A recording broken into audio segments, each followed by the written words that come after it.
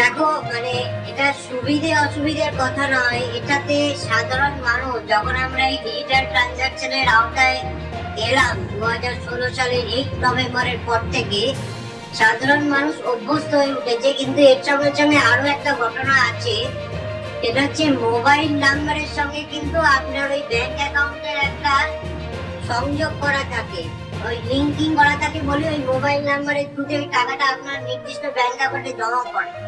কিন্তু আপনি জানেন যে বিভিন্ন লোক বিভিন্ন কারণে এই মোবাইল নাম্বার চেঞ্জ করতে থাকেন, এবং মোবাইল নাম্বার ইচ্ছাকৃত বা অনিচ্ছাকৃত ভাবে যদি চেঞ্জ করেন তখন তিনি ওই ব্যাংক অ্যাকাউন্টের সঙ্গে যে ডিলিঙ্কিং করার কাজটা সেটা করতে ভুলে যান। সেক্ষেত্রে অনেকটা সময় এরকম হয়, ধরুন আপনার কোনো বন্ধু আপনাকে টাকা পাঠাতে গিয়ে হয়তো ওই মোবাইল নাম্বারটা, যে নাম্বারটা আপনি হয়তো 3 মাস 6 মাস আগে ইউজ করতেন, সেই নাম্বারটাতে ভুল করে টাকা পাঠিয়ে দিল, কিন্তু সেই নাম্বারটা আপনি এখন আর ইউজ করছেন না, সেইটা হয়তো অন্য কোনো উপভোক্তা এখন ইউজ করছে, ওই টাকাটা তার অ্যাকাউন্টে চলে যেত।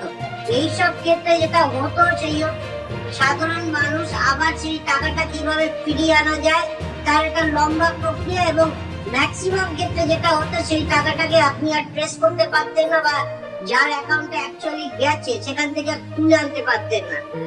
সাধারণভাবে যেটা ঘটনাটা ঘটেছে এর একটা ব্যাকগ্রাউন্ড আছে। ব্যাকগ্রাউন্ড হচ্ছে এই টেলিকম অথরিটিস, তার আন্ডারে যত সার্ভিস প্রোভাইডাররা আছে, আপনি পুরনো নম্বর যদি ইউজ করতেন সেটা ডিঅ্যাক্টিভেট করে দিতেন কোনো কারণে, সেই নাম্বারটা অন্য কোনো নতুন গ্রাহককে তারা দেবে কি দেবে না এটা নিয়ে সুপ্রিম কোর্টের একটা ভার্ডিক্ট হয়েছে, যেখানে বলছে 90 দিন অবধি যদি কোনো মোবাইলের নাম্বার আপনি যদি ডিঅ্যাক্টিভেট করে দেন, সেটাকে ডিঅ্যাক্টিভেট করবার 90 দিন পরে সেই সার্ভিস প্রোভাইডাররা অন্য কোনো লোককে সেই মোবাইল নাম্বারটাকে অ্যালোকেট করে দিতে পারে এবং করেও।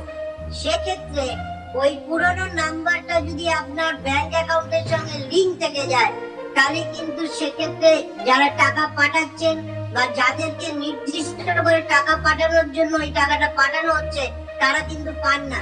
এই দুরবস্থা থেকে সাধারণ মানুষকে রেহাই দিতে বলেছে যারা ইউপিআই আইডি খুলেছেন, কিন্তু 1 বছর ধরে কোনো ট্রানজাকশন হচ্ছে না, মানে ট্রানজাকশনের মধ্যে আমি টাকা পাঠাতেও পারি, টাকা ঢুকতেও পারে, দুটোই ধরা হবে তো? হ্যাঁ, যে কোনো কিছু।